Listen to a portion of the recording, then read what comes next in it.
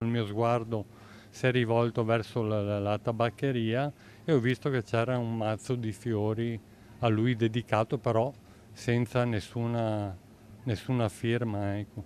Però mi ha fatto molto piacere, anche al momento, di vedere un piccolo segnale che qualcuno, insomma, ci abbia pensato. Grazie Roberto per i 50 anni di servizio che hai dato per Piazza Marina, hanno scritto su un bigliettino che accompagna un mazzo di rose lasciato di fronte al suo negozio.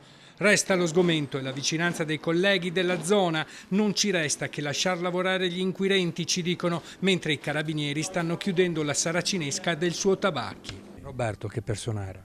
Una persona squisita, tranquilla, ecco, proprio come persona.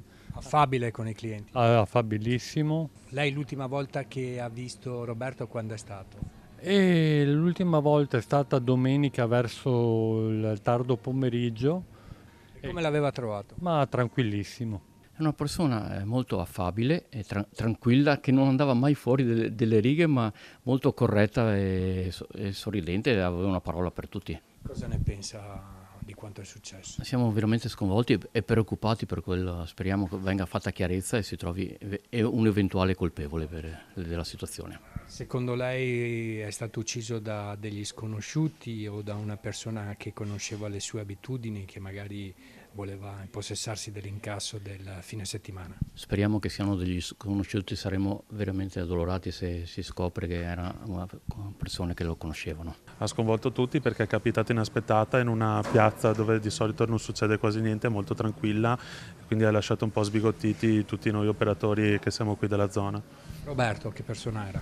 Roberto, una persona per bene, una persona molto precisa sul lavoro, sempre puntuale, molto riservata, una buona persona. Chi può averlo ucciso?